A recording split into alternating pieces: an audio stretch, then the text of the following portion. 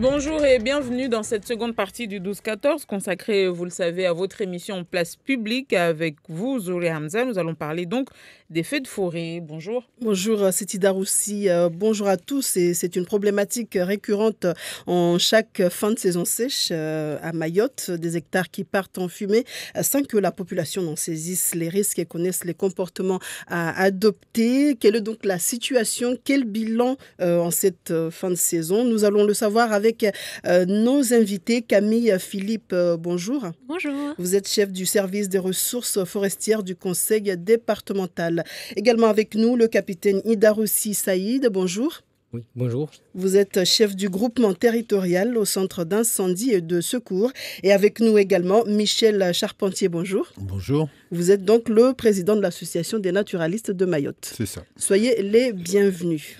Et je rappelle à ceux qui nous suivent qu'ils peuvent appeler au 02 69 60 01 01 pour poser leurs questions ou bien nous envoyer leurs questions par SMS au 06 39 69 67 67. L'émission étant diffusée en direct en télé, radio et sur le live Facebook.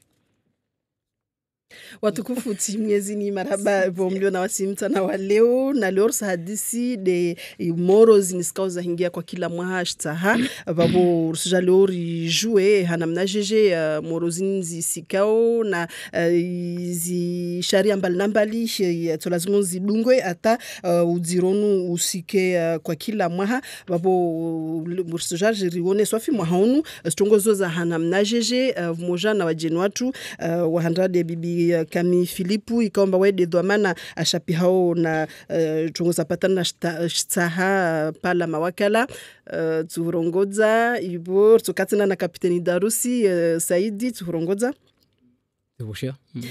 na wawe de miongoni mwa madhamana wai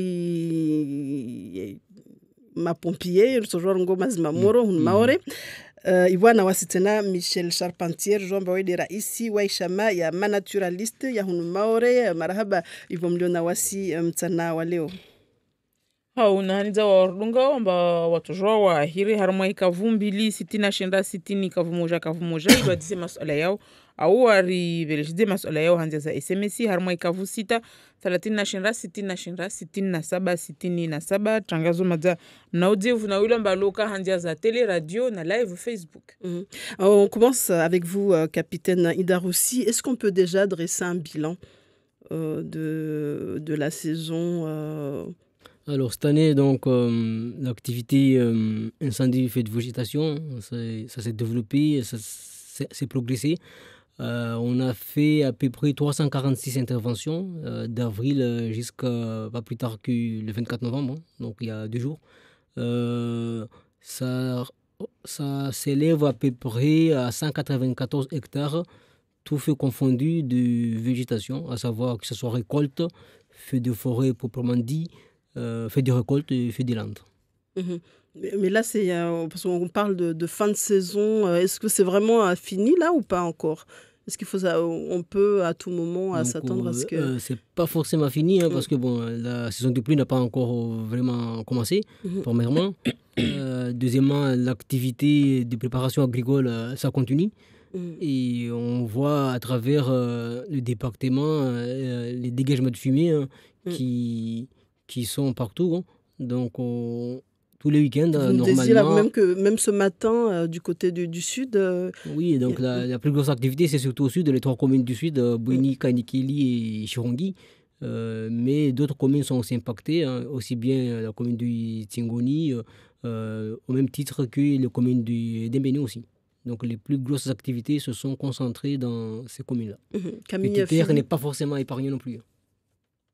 Camille Philippe, quel bilan vous dressez, vous, au conseil départemental? Parce que vous serez impacté, il y a beaucoup de terrains qui appartiennent au département qui ont été... Donc effectivement, le département, c'est un très grand propriétaire foncier à Mayotte et donc c'est aussi un très grand propriétaire forestier. Donc il y a à peu près 5700 hectares aujourd'hui de forêts qui sont propriétés du département et nous, on agit sur ces forêts-là, donc pas sur tout le territoire, seulement sur celles du département. Et effectivement, depuis le début de l'année, nous, on a déjà identifié 12 feux. Donc, ce n'est pas le chiffre qui compte, c'est surtout les superficies. Donc, les agents, justement, il y a eu beaucoup de feux ces derniers week-ends et on a travaillé avec les pompiers, même le week-end, samedi, dimanche, parce qu'il y a eu beaucoup de départs de feu. Donc, les agents, actuellement, ils sont en train de faire les relevés. C'est-à-dire de venir avec un GPS, faire tout le contour pour évaluer les impacts. Donc, justement, c'est un travail qui est en cours, qu'on va bientôt terminer. Et progressivement, on pourra vous dire vraiment quel a été l'impact sur la forêt cette année. Mais on sait déjà, vu le nombre et vu déjà toutes les interventions qu'on a faites, qu'on a beaucoup plus de feux que ce qu'on a eu déjà l'année dernière. Voilà, il y a eu une reprise. En 2016, il y avait eu beaucoup de feux. Les agents forestiers, ils espéraient que les gens apprennent la leçon, que la communication ait été faite pour apprendre aux gens que c'était pas des pratiques durables, qu'il fallait limiter les feux. Et malheureusement, aujourd'hui, on a une reprise de ces feux partout, autant en forêt qu'ailleurs. On reviendra sur la sensibilisation, mais je vais d'abord demander à Michel Charpentier, vous, un bilan du côté des naturalistes. Nous, on constate, comme ça vient d'être dit, que les feux, que ce soit de brûlis ou en forêt, ne diminuent pas, malgré notamment un arrêté qui date du mois d'octobre dernier, un arrêté préfectoral qui était censé encadrer les feux de brûlis en particulier. L'arrêté date de l'année dernière seulement. D'octobre 2017. Octobre 2017. Et en fait, il n'y a pas eu de sensibilisation qui a été faite là-dessus. Et les particuliers continuent de faire comme ils faisaient les années précédentes. C'est-à-dire, ils demandent l'autorisation de personne pour brûler telle ou telle partie. Par exemple, dans cet arrêté, il était prévu qu'entre le mois de juin et le mois de décembre, il fallait nécessairement, si on voulait faire un feu, même dans son jardin, demander l'autorisation à la DAF. J'aimerais savoir combien de demandes d'autorisation la DAF a reçues. C'est clair que personne ne fait attention à cela. Alors, la DAF qu'on a sollicité d'ailleurs, ils auraient pu être là, mais qui n'ont pas souhaité nous répondre. Bon, mais de deux choses l'une. Ou ça prouve que l'arrêté, il n'était pas pertinent, parce que dans ce cas-là, il aurait mieux valu interdire purement et simplement tous les feux. D'ailleurs, ça ne serait pas forcément stupide d'interdire purement et simplement tous les feux, qui soient soumis simplement à demande d'autorisation préalable, quel que soit le type de feu. Ça réduirait déjà sérieusement la chose. Parce que, vous savez, pour l'arrêté de la DAF dont on parle là, pour la mise en application, il y a intérêt à chausser des lunettes, parce que c'est compliqué. Mais il y a vraiment de la sensibilisation, parce que moi, j'ai jamais entendu parler, j'ai jamais vu des gens des spots télé, je sais pas, des actions sur le terrain. Comment ça se passe? Effectivement, la sensibilisation, c'est un élément très important, parce qu'on ne peut pas faire que réglementer. C'est un élément indispensable. Il y a besoin d'arrêtés préfectoraux, ministériels, etc. Mais derrière, il faut diffuser, il faut sensibiliser. Et effectivement, il y a un plan départemental qui avait été rédigé en 2015 pour la protection des forêts contre les incendies. Et il y avait tout un volet de sensibilisation qui avait été prévu envers un bénéfice des cultivateurs, des agriculteurs. Et effectivement, aujourd'hui, donc c'était la Chambre d'agriculture qui était responsable de la mise en œuvre de ces mesures. Nous, services forestiers, on n'a pas eu écho de ces mesures-là. Et effectivement, nous, du coup, on essaye de compenser avec les moyens qu'on a, par exemple en participant aujourd'hui à votre émission, mais aussi en diffusant des communiqués de presse. Mais c'est vrai que si on voulait prendre le problème à la source, c'est plutôt avec les agriculteurs directement qu'il faudrait travailler. On veut dire qu'il y a un manque de communication entre les différents acteurs, alors. En tout cas, nous, on n'en a pas eu écho. Peut-être qu'il y a eu des efforts de fait directement avec ces agriculteurs-là, mais nous, dans notre secteur, nous, on n'a pas été... Le pire, c'est effectivement vis-à-vis des agriculteurs. Ça relève de la DAF, de la Chambre d'agriculture, mais il faudrait absolument qu'il y ait un effort de sensibilisation, qu'au moins les particuliers soient informés qu'on n'a pas le droit de faire du feu comme on le faisait auparavant. Hein. Et puis, le risque qu'ils prennent s'ils font ça, c'est-à-dire que, bon, on sait malheureusement qu'il n'y a pas suffisamment d'agents de police de l'environnement sur le terrain. Qui verbalise il y a plusieurs services qui ont compétence. Ouais. Sur le territoire, il y a nous, service des ressources forestières, on a des agents qui sont assermentés, qui peuvent dresser des procès-verbaux et qui le font. Ils le font régulièrement. Pas plus tard qu'il y a 2 semaines, on a encore déposé un gros dossier au tribunal. Mais il y a aussi donc les agents de l'ONF, de l'Office national des forêts, il y a les agents de la DAF également. On a des agents à la direction de l'environnement. Mais effectivement, vous avez des suites de ces affaires? Est-ce que vous... Et voilà, c'est là où on a plus de difficultés. Nous, depuis 2015, en tout cas, les procès-verbaux que nous, on a rédigés, on n'a pas eu de suite. On a eu beaucoup de dossiers qui ont été déposés. On les compte même plus, en fait. Ce sont des dizaines et dizaines de procès-verbaux qui ont été déposés.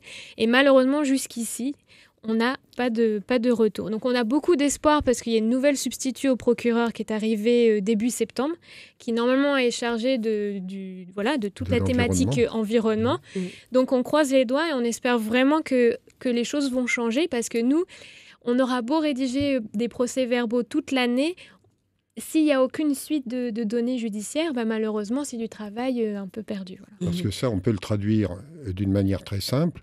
Les particuliers ont le sentiment d'une impunité complète, puisqu'il y a une réglementation qui n'est pas appliquée et qui n'est pas sanctionnée si on est en infraction.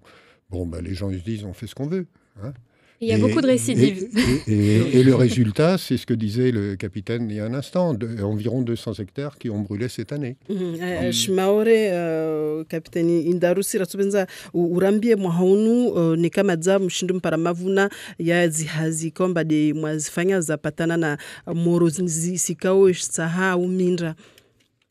Et voilà, muruini iwanda sarangu mwezi wa shuzungu avril et harmoisa toho. Ripara 194 hektari za vua pia shwandeti mauriwan neka mindra neka saha neka mavadza neka quelque soit shwandeti haya hiyo pia zizo haziapompie 346 le zongo intervention zaswala vale le zongo hiro sensibiliser hatoho wamsomo wa uzima moru wa muresta hayo wasi someza mapompier uformewa kadiria 20 harmomaha watu wajitadarishe wane na muru ya mjuka Bensan regede vale harma zihisabu na hili mwenshi wanyu zitongo eba ini mwahaunu tongo ska hao zero rahana ma yavira ujeji mahaunu tongo ska zero swafi mana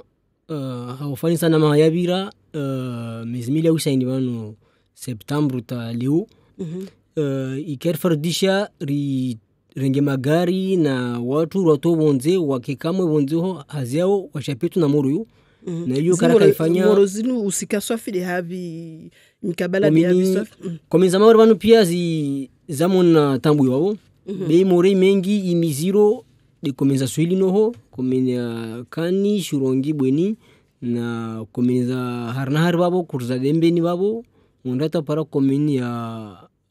komenya tingoni oho moro kamengi swafi dari morde hili kalte morde bweni ile zababo upana mabtula moro wale leo pompia lozima skule meswa moregia moro uvo yo wasihunu lishimba moro kawaregia mwenyewe vale mwenyewe ilchamba mwenyewe mradi sufikiri mori wairegia harmohazi ya hele basi hawati defanya mfano pevo au shuza kaitujwa ya shimawara un zero kweli maana hari nyingi beshi vanretsia huna miriashi hunu kajoska moro tu mwenyewe wasona paka miri lazima ife aweske moro faransa hule moro josika neka ihari ya bole pevo ya nyingi hunu moro kausiki tu mwenyewe donc farudi woka manadamu wavira babo mona haza hezo detsengeta moro wasika apoka tiyo ipebo na hawa na shibandati hileketi ne kamlima mfano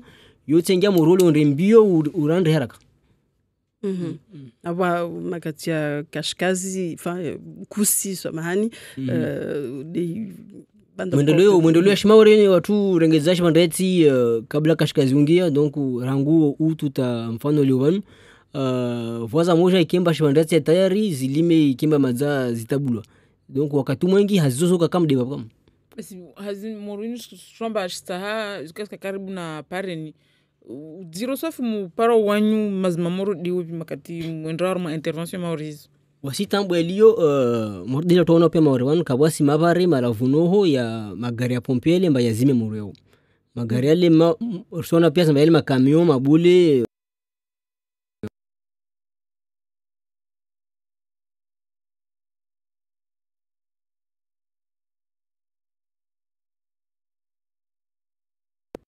garlendri uziro babo de shomba moro kaiswasili oho amala morde ile watu wafikirio au sinne kabla sujua shitwa wana damu wengi moro ya wezi mwi maana hazon zero zorenga lera nyengi yoti moro nyumba mba wazime lera dakika 30 au lera moja ufu beshi bandriati hektari na hektari yoti wana damu wengi watu lemewa wana ajali oho raha mtwajo ruhe wasona pia mba oho wa mawe wa miro wa ngama atarampara ukwaru wasizia maana watambu utotengia mwanadamu wakoze rana muruzi mie ya husu tena na ziborno d'incendie jomba tena oho ukazisi borno incendie zile ile hazia mamera rabu zile hazia mamera madama la vunoho ile zomba yo ohoti ha mamera beho ha pala mawakala donc huma la vunoho kazisi tena na nika kazisi babo la kana rafiki gari babo karna maji famalagoni tusikira malagomba namba na bordo sandizo kazona na babu Seringa mtu. Allô, assalamu alaikum. Bonjour. Allô? Assalamu alaikum. Wa alaikum salam. Salamu ma bibina mama mamu et puis bonjour madame na monsieur. Wami mkani eleje ba tashawishi za moro za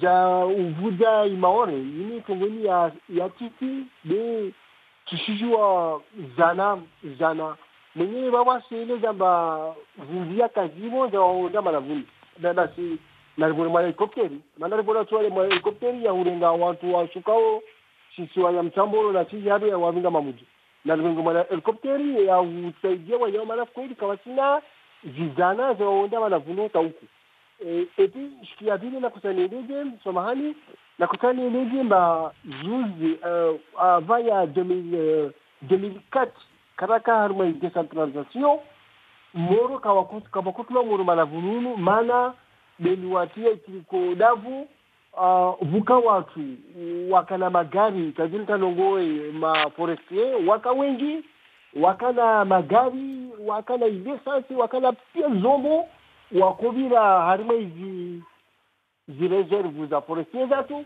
na kakula mtu akupanwa na kolima akurengewa satua ya chongesha ba asilimetela harima zi reserve za forestier ni maore ni mjenye choko yonti halafu tongozo leo watu kasinazo departement kasina zizana kasina magari ya ungia harima madavu watu wababu mekawashi para zizana za wea malavuni wanda wabizo watu waambie kabla ya babo swamani ni darusi so rejanyo manapavi la dafu kana dafu be kama kai departement ni akulla mtu ata yime akuliva maana wa mutao tiemoro hali wa kurejelezwa mna plus wao kula mtu atia moro akuliva kula takoliva kula mtu alima kati ya moro akupana mwana rushwa kula atia moro akorengwa satua sapile ubani lazimu departement na eta ilazimu watie zizana maurevani pale sibali yatu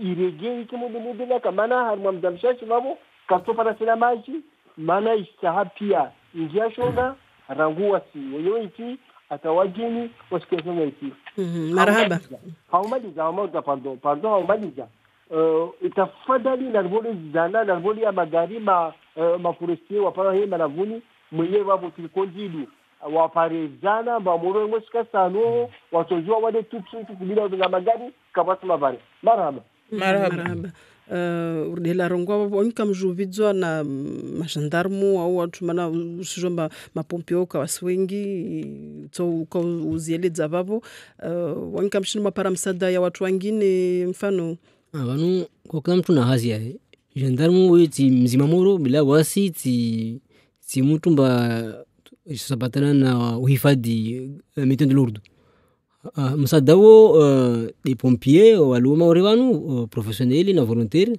na mapompiers wengine watu la watizangina zo na departement zangina zo harma oregia arwa mfano wale mbamana tini karsna helicopter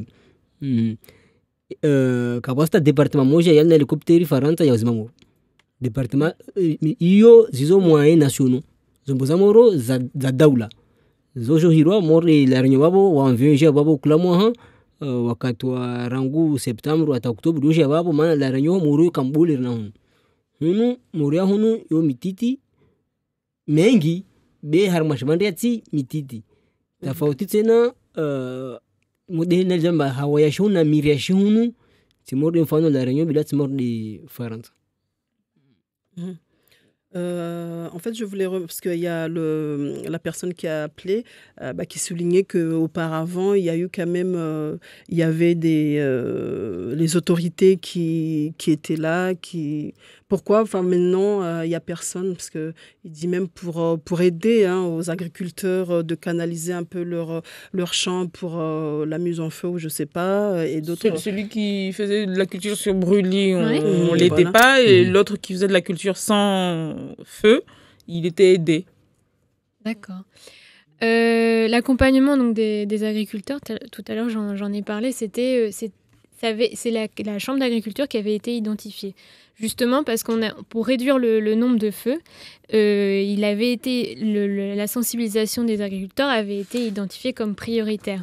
Et cette sensibilisation-là, elle avait prévu le fait effectivement de travailler avec eux pour trouver d'autres modes de culture pour remplacer l'agriculture sur brûlis. Et effectivement, c'est toujours d'actualité, je pense qu'on en aura toujours besoin, c'est de travailler avec eux pour justement les soutenir techniquement à trouver d'autres modes de culture qui, elles, ne demanderaient pas l'usage du feu. Voilà. Le but aujourd'hui, c'est vraiment d'empêcher tout usage du feu parce que justement, on n'est pas capable de le contrôler. Même des grands professionnels comme les pompiers, je pense que vous pouvez le dire mieux que moi, le feu, c'est quelque chose qui est très difficile à contrôler et même quand on travaille dedans depuis le début de sa carrière, on a toujours des surprises. Il suffit qu'il y ait du vent ce jour-là, que le vent... Il y a plusieurs facteurs. Il y a tellement de facteurs que même il y a des accidents même au sein des pompiers tous les ans parce qu'il y en a qui se font avoir. Et c'est un petit peu loin d'ici, mais par exemple, ce mois-ci, il y a eu des très gros feux de forêt en Californie. Alors que là-bas, il y a énormément de moyens. Pourtant, il y a tous les hélicoptères qu'on veut, il y a tous les moyens qu'on veut, mais il y a eu plusieurs dizaines malheureusement de morts parce que justement on n'arrivera jamais à l'utiliser le feu, à le contrôler à 100%. Donc justement le but aujourd'hui c'est qu'on passe à un autre mode de culture qui permet non seulement de limiter les dégâts, d'empêcher les accidents. Mais est-ce que c'est que des feux agricoles En grande majorité oui, de ce que nous on observe oui, parce que derrière à 99% des cas on a des plantations qui suivent dans les mois qui viennent, en fait. Les gens utilisent le feu pour nettoyer, c'est comme ça qu'ils le disent, pour nettoyer et ensuite mettre en culture. Il y a quelques cas de feu accidentel ou volontaire ou involontaire. Justement, il y a un des feux qu'on a détecté cette année où les agents ils sont toujours en train de rechercher la cause de ce feu-là parce on n'arrive pas à l'expliquer, mais c'est vraiment minoritaire. Je ne sais pas si vous, c'est rare. C'est rare ici, comme je l'ai dit. C'est rare que le feu naisse tout seul par rapport à la topographie, par rapport au relief, par rapport à l'humidité à Mayotte, par rapport au type de végétation et le vent. Donc, tous ces paramètres-là ne favorisent pas forcément le développement du feu ici. Le combustible, ce n'est pas pareil comme en métropole. Donc on ne risque pas d'avoir des énormes incendies.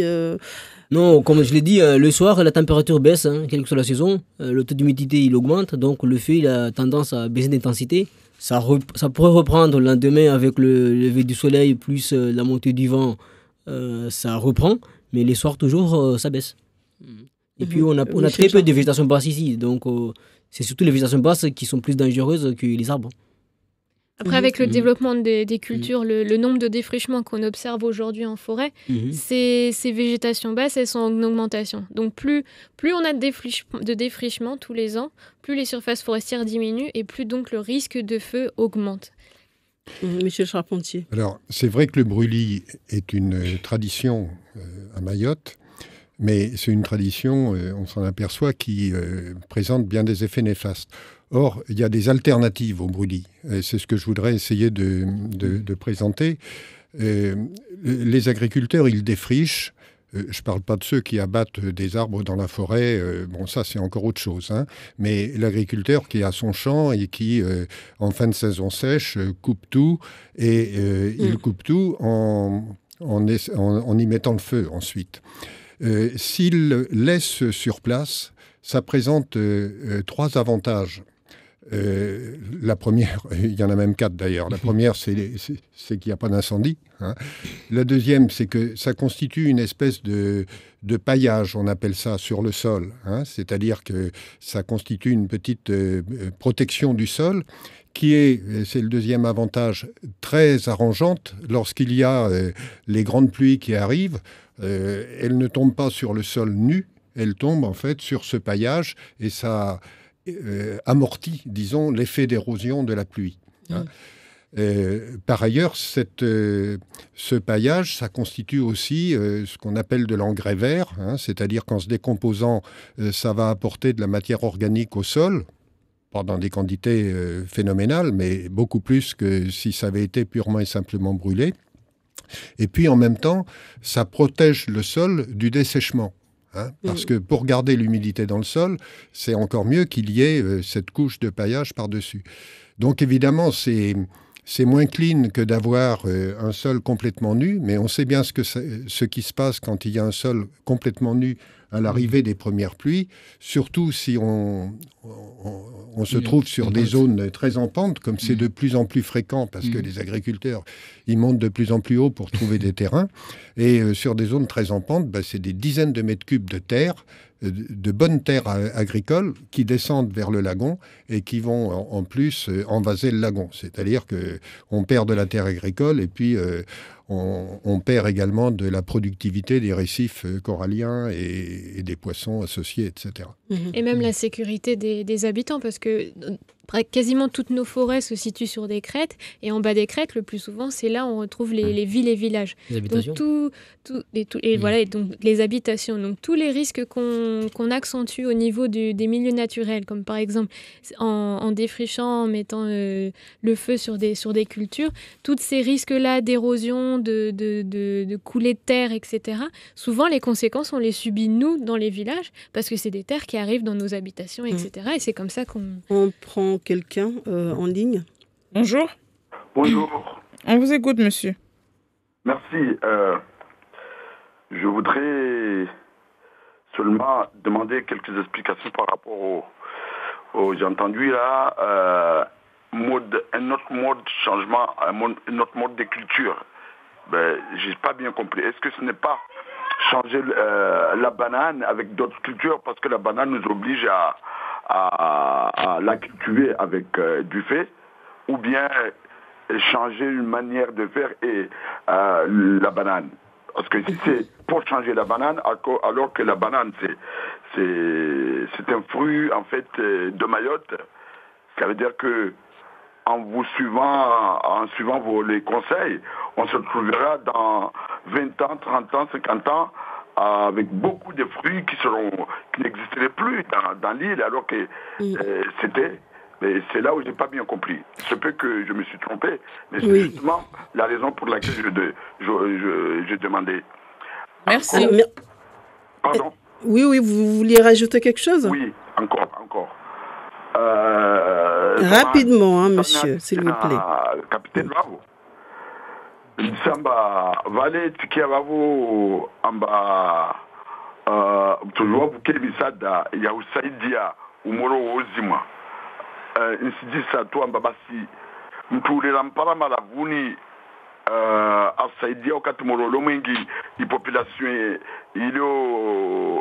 ilio mabavuni wakazi walio mabavuni wauzo saidia jeje na nikawa saidia wasparatini au kawasparatini au wauzo ziwa mpaka lazimu mwangie van mananchi maprofessionneli mwasaidia uzima moroni yori ijue nika wanzia za ufanya babo wantu wajue wasomese population be nsifikiri mori ikaitoja ya zatena kalite namba wantu wasondoti ya kusudimana watu hira watafanyia zo pale marke mezi zizo pia za wavo wanatungu modu wao eske wafikiriwa maana yuwajaone hamu itorema wakati njema za ikanyengi zo jambuvu wanatuku modu wao neka warengo jitima yamba wasijuana namna wantu watuwana na wao na shtogo ske njema Yodimana na la Guachema na capitaine Watro Maraba. Donc Camille, Philippe, la question c'était pour sur les cultures. Oui. Bah alors je suis pas du tout une professionnelle de ce domaine-là, mais je vais essayer d'y répondre. Déjà, il y a aucun risque que la banane ne va pas disparaître de Mayotte tout de suite. Je pense plutôt qu'elle a un bon avenir devant elle. De brûler la terre, enfin pour faire pousser il y a des itinéraires techniques justement à mettre en place. C'est-à-dire que très souvent, on a nos habitudes qui se transmettent, des fois avec des bonnes habitudes, mais parfois aussi des mauvaises habitudes. Et justement, ce qui serait nécessaire à Mayotte, c'est de travailler sur d'autres modes de production. On appelle ça donc des itinéraires de techniques de production de la banane. Et peut-être que justement, en travaillant sur ces itinéraires techniques, on arriverait à montrer que la banane, on arrive effectivement à la faire pousser, même sans utiliser le brûlis. Voilà. Il y a des manières différentes de faire, et justement, le paillage, c'en est un, mais peut-être qu'il y en a d'autres. Donc, ce serait surtout trouver d'autres options, mais permettre toujours une production de bananes. Ensuite, la banane, donc justement, c'est très bien que la personne ait utilisé cet exemple-là. Et peut-être, à certains endroits, on cultive des bananes, là, on ne devrait pas.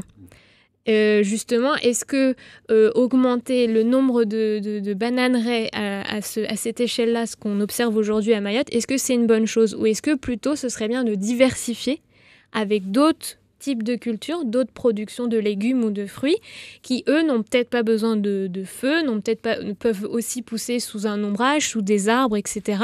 Et peut-être que justement, on limiterait toutes ces conséquences dues au feu parce que c'est des cultures qui n'en ont pas besoin. Il y avait... ça existe encore à Mayotte, mais il y a encore quelques années, une technique très mahoraise qui était cette tradition-là excellente, ce qu'on appelle le jardin mahoré, c'est-à-dire des associations de différentes cultures, de plantes, qui ont l'avantage d'abord... que ce soit en hauteur avec des arbres fruitiers ou plus au ras du sol avec des graminées ou d'autres types de plantes, ça couvrait l'ensemble du sol et quelle que soit la période de récolte, il y avait toujours une couverture végétale sur le sol. Ça, c'est à la fois très bien pour protéger les sols, c'est à la fois très bien aussi pour lutter contre les parasites, parce que les parasites se développent beaucoup moins dans des champs de type jardin mahoré que dans des parcelles de tomates ou de bananes ou autres, parce que là, ça se développe comme une traînée de poudre. Donc, il y a effectivement des méthodes de culture, certaines qui existaient déjà et qui étaient excellentes, que malheureusement, on abandonne de plus en plus pour faire des parcelles de monoculture, rien que de la banane ou rien que du manioc, etc., ou rien que des tomates. Et malheureusement, c'est certainement pas la meilleure manière de protéger ces cultures. Et effectivement, comme disait Canel, il y a par exemple des terrains qui sont très fortement en pente. Sur des terrains comme ça, il ne faut pas non plus ne mettre que de la banane ou du manioc. On sait que c'est des plantes qui ne retiennent pas le sol. Donc, c'est comme si on laissait le sol à nu, pratiquement. Alors, au minimum, il faut associer d'autres plantes avec cela, et notamment des arbres. Parce que les arbres, ils ont le gros intérêt d'avoir un gros paquet de racines qui tiennent le sol et qui empêchent en grande partie l'érosion et qui facilitent l'infiltration de l'eau dans le sol. Ouais, Or, malheureusement, ce qu'on s'aperçoit souvent dans des parcelles agricoles, c'est que les agriculteurs ont tendance, pour gagner quelques mètres carrés pour planter des bananes, à brûler ou à battre les arbres. Et malheureusement, ça va être encore plus dramatique pour eux dans les années à venir, parce que ça va assécher beaucoup plus les sols et faciliter l'érosion.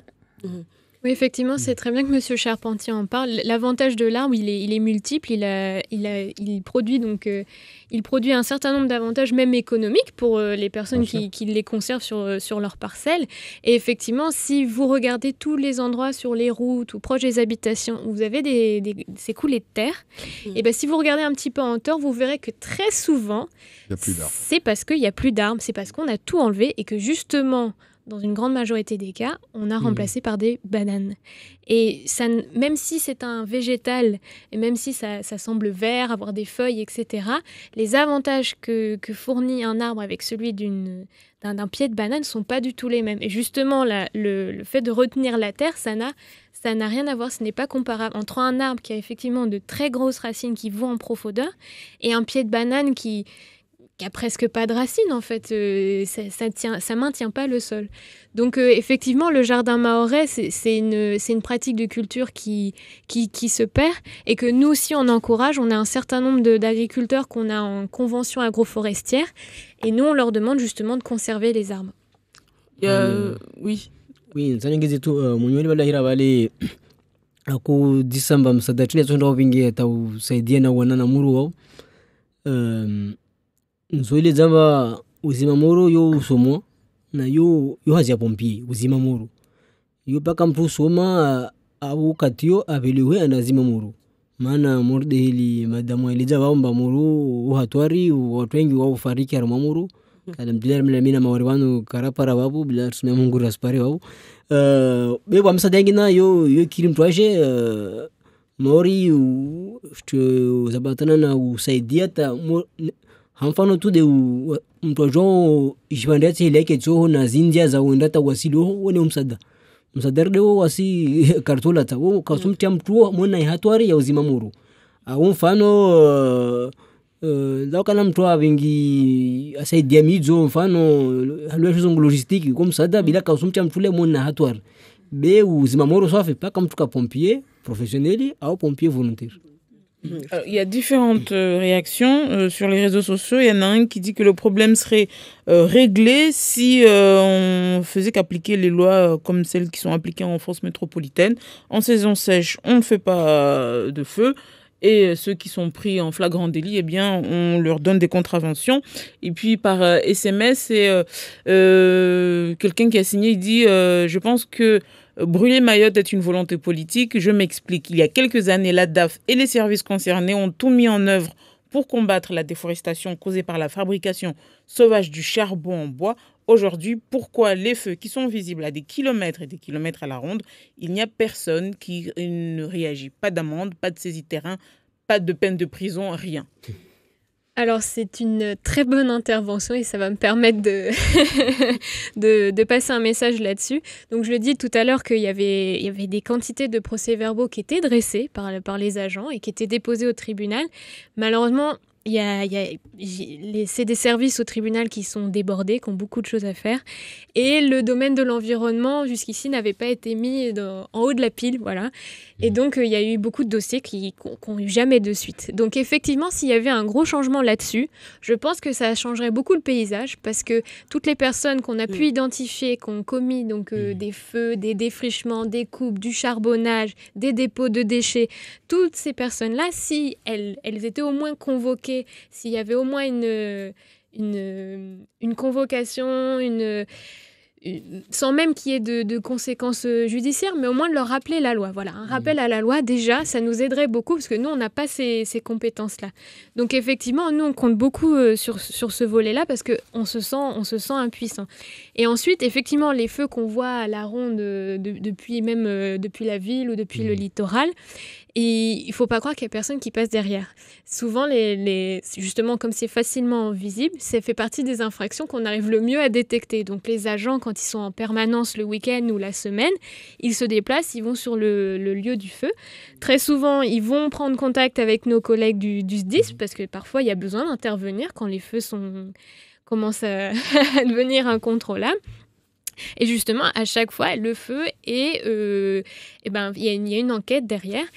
Et on essaie de déterminer qui a pu causer ce feu-là. Et si on arrive à obtenir l'identité, ensuite, effectivement, on dresse le procès verbal. La grosse différence qu'il y a avec la métropole, peut-être, c'est que là-bas, par exemple, dans le sud de la France, où c'est très sec et il y a beaucoup de feux, on rigole vraiment pas avec ça et on met beaucoup de moyens, notamment par exemple de la gendarmerie, pour faire les enquêtes. Les lois qui sont appliquées là-bas, c'est pas les mêmes qu'ici ? Si, bien sûr, on a le même code forestier, on a le même code de l'environnement, etc. La différence, c'est que si derrière on met beaucoup de moyens, par exemple au sein de la gendarmerie pour faire les enquêtes, ça demande beaucoup de temps, ça demande beaucoup de moyens, ça demande qu'il y ait des agents de la gendarmerie qui puissent aller sur le terrain, enquêter, poser des questions jusqu'à obtenir l'identité de la personne qui a commis ce feu-là. C'est des moyens en fait. Et aujourd'hui, les priorités sont peut-être mises ailleurs, à juste titre, parce qu'il y a plein de priorités à Mayotte. Mais effectivement, est-ce que le domaine de l'environnement, on ne devrait pas le faire remonter dans cette liste de priorités ? Et vous savez, il faut effectivement beaucoup plus de moyens répressifs. Moi, je n'hésite pas à le dire, parce qu'il n'y a que comme ça, vous savez, pour le code de la route, les ceintures de sécurité, il a fallu moins d'1 an pour obliger tout le monde à mettre les ceintures de sécurité. C'était 90 € s'il n'y avait pas la ceinture. Donc, ça va très vite. Mais pour ça, il faut du personnel, mais pas forcément du personnel toute l'année. C'est entre le 1er octobre et le 30 novembre. C'est à ce moment-là où il y a les feux. On prend quelqu'un en ligne. Bonjour. Oui, bonjour. On vous écoute, monsieur. Donc, en fait, moi, je voulais surtout féliciter monsieur qui vient de parler, mais aussi dire qu'à Mayotte, c'est le pouvoir public qui l'assiste, on va dire. Parce que il suffit juste de voir sur la route nationale, que ce soit la route nationale 1 ou 2, vous verrez sous les hauts, il y a toujours des endroits où on ne doit pas, normalement, où il y a une plante où vraiment c'est difficile de planter quelque chose. En fait, ces zones-là sont jamais, des gens qui coupent tous les petits arbres qui retiennent l'eau, la terre, et il n'y a rien qui a été fait en fait. C'est aux yeux de tout le monde. Ce qu'il a dit le monsieur est important. À La Réunion, comment ça se fait qu'ils arrivent à planter beaucoup de bananiers là-bas? Et là-bas, il n'y a pas de fruits. Ça veut dire qu'il n'y a que à Mayotte où ce phénomène-là existe et on dit, et tout le monde le crie fort à Mayotte, il n'y a pas assez de bananes pour tout le monde. Comment ça se fait qu'une île comme La Réunion, les gens arrivent à planter sans faire la culture au fruits? Ça, c'est une question vraiment importante. Et la deuxième chose aussi, je pense qu'il y a toujours un moyen de par exemple, moi, chez moi, j'ai pris tous les petits arbres coupés, je les ai mis autour du champ. Déjà, ça empêche les voleurs, les animaux, et aussi, il y a une humidité qui se crée dans le champ. Mais aujourd'hui, au Mayotte, on est obligé de passer par le feu. C'est devenu une histoire de tradition, alors que c'est faux. C'est tout à fait faux. Voilà ma réaction. Merci, monsieur. Réaction? Je n'ai pas tout bien compris parce que la communication n'était pas bonne, mais j'ai compris simplement qu'il y avait au moins une différence entre La Réunion et Mayotte, et qu'à La Réunion, on cultive les bananes sans faire de brûlis. Eh ben, c'est la confirmation de ce qu'on disait tout à l'heure.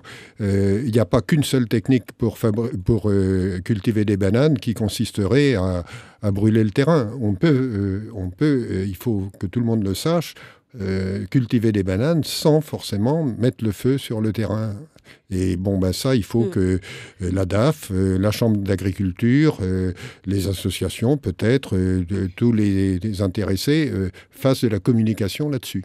On prend une autre personne en ligne.